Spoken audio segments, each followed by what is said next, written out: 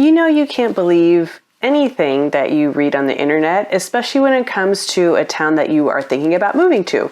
Today, I'm going to break down 5 lies you've probably heard about Georgetown if you've been reading anything about it on the internet.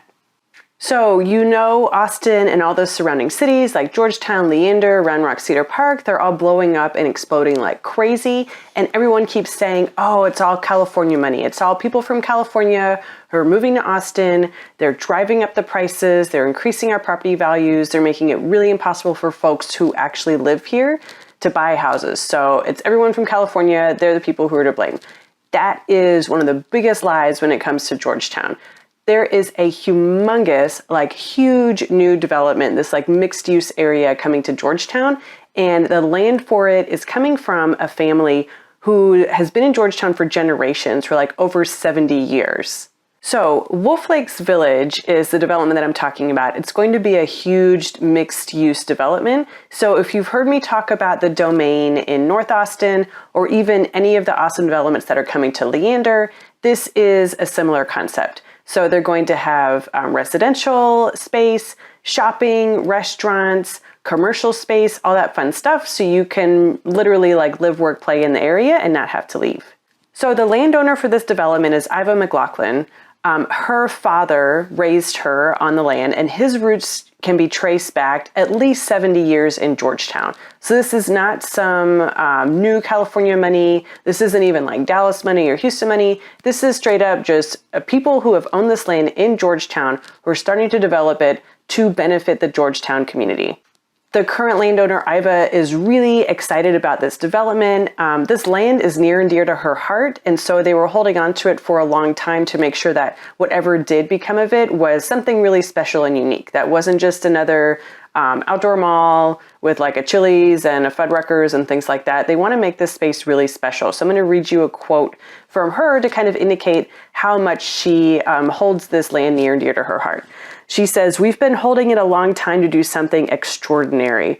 We're going to have the highest level of quality and design to make this an extraordinary project and do something for Georgetown. I was born here, this is my home, and we care deeply about Georgetown and how it grows."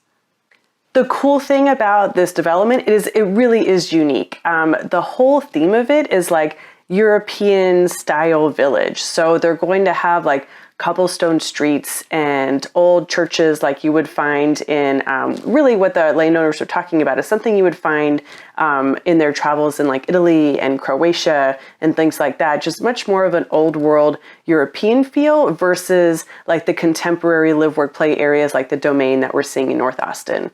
Real quick, before we get too far into the video, I realized I forgot to introduce myself. I'm Tiffany Moore. I'm a realtor right here in Austin, Texas. If you have any questions about moving here, buying a home here, I'm happy to help. All my info is in the description, so you can find it there. All right, back to the video.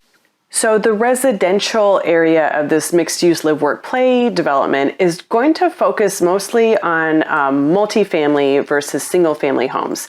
And if you've seen any other videos that I've made about Leander, you know that this is one of the new trends for building residences up in the North Austin area. So we do have a ton of new construction going on for single-family homes, tract neighborhoods, things like that. But there is an increased focus on multifamily residences because we have so many people moving to the Austin area and Austin is in a housing crisis. There is just not enough room to build single-family homes for everyone moving here. And not everyone moving here can afford to buy or wants to buy a single family home. Some folks want something that is just very low maintenance, that's lock and leave, turnkey style. This is what the new multifamily developments are going to focus on. The residential units in Wolf Lakes Village could house up to 5,000 people. It's going to be a massive development. They are under contract with HEB to build a brand new flagship HEB right across the street from where the HEB is now. So there'll be room for another development where the current grocery store is. They're also planning on having a surgical center there, and they are going to have some businesses and some commercial space, but it's mostly going to be focused on retail. The developers have said that they have received offers from companies to come in who would definitely make money and would be successful there, but wouldn't necessarily be the highest quality business that they want to bring to the area. So they're really trying to be very specific about making sure this is a high quality neighborhood. There's high quality shopping, restaurants, Just a great experience all around for Georgetown. So this isn't just a money-grabbing experience. The family is really committed to giving back to the community and helping to make sure that Georgetown really continues to expand and flourish with, a high quality of life. The second lie that people will tell you about Georgetown is that it's all red, that there is no diversity. It's a completely Republican area of Austin, just like 30 miles north of Austin. I have just not found that to be the case, and it's not just me. The polling numbers reflect this. You drive around communities and you'll see that it is pretty diverse. So if you're looking for an echo chamber and you just want everyone who has the same opinion of you, if you happen to lean right, Georgetown is not going to be the place for that. It's not red, it's not blue, it's actually pretty purple. And the polling numbers reflect this from the last election. Even when I'm driving by the area, I'm showing people houses. Were yards, with Trump signs across the street from yards with Biden signs. So there is a really big mix of political views, of backgrounds, ancestry, things like that in Georgetown. It's not just a standard Republican community that most people think that it is. That was my opinion of it before I really started exploring Georgetown and doing a lot of business there. But as I visit the community more and more, you can really see that it is pretty diverse, more so than Austin even. So Austin leans pretty far blue in the city. So that's even more homogenous than Georgetown is. Georgetown's pretty diverse. I would say it's about 50-50. It's more of a purple city than it is red or blue. So you're definitely going to interact with people with different opinions, different lifestyles, just not everyone thinking and doing the same thing all the time, which I think is really exciting. Third lie that people will tell you about Georgetown is it's just like any other suburb. It's pretty much the same as you living in Leander or Cedar Park or Round Rock. This just really isn't true. Georgetown is really unique. The Tourism Board of Georgetown claims that the square is one of the best preserved Victorian and pre-World War I historic downtown districts. Williamson County Courthouse is its centerpiece, and it was built there in 1911. So there is a lot of history in Georgetown, but not just history, preserved history. It's really cool to walk around the streets and kind of get a feel for what it was like 100 years ago. You've got houses in downtown Georgetown that were built in the 1800s, and 15 minutes away, you've got brand new houses that are just being built today. So you've got this really wide variety of culture, neighborhoods, communities in Georgetown. Southwestern University is in Georgetown. It was founded in 1840. It was the first university in Texas, which is pretty cool.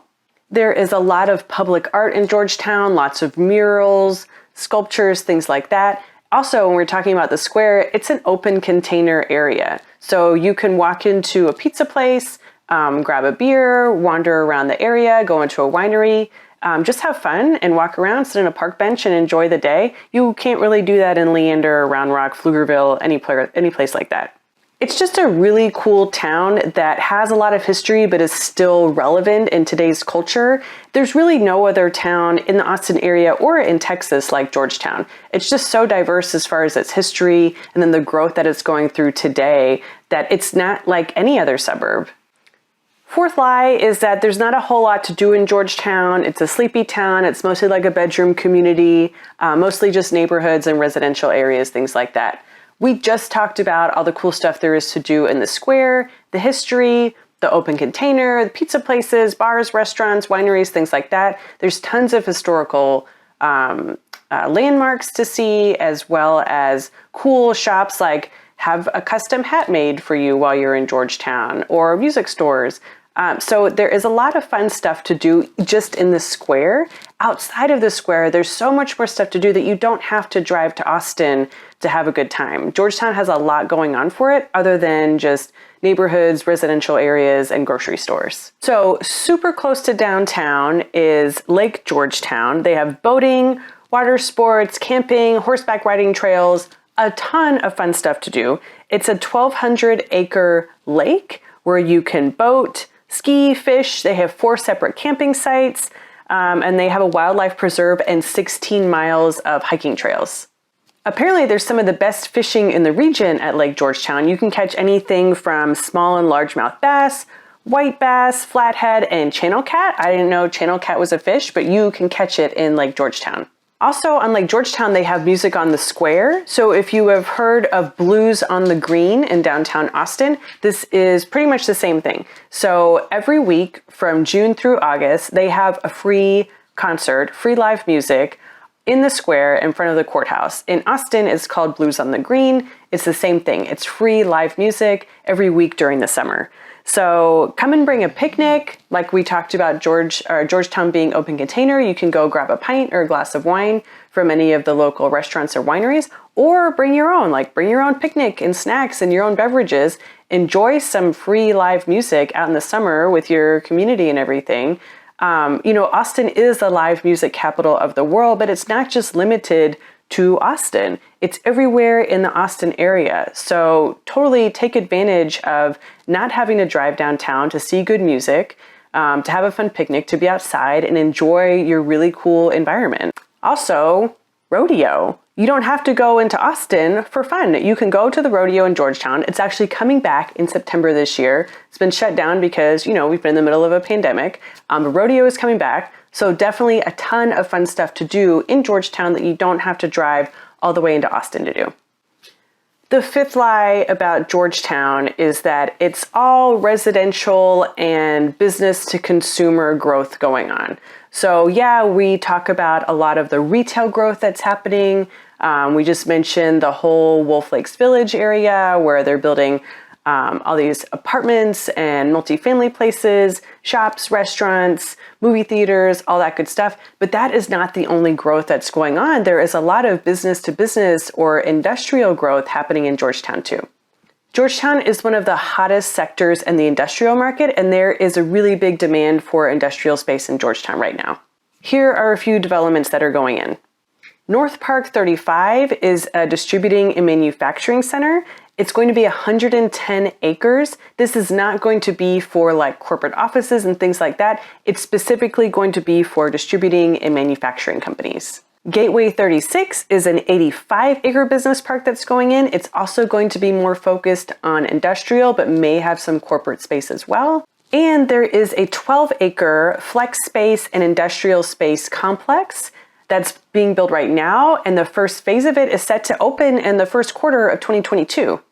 This is going to be 2 humongous buildings totaling 116,000 square feet of space.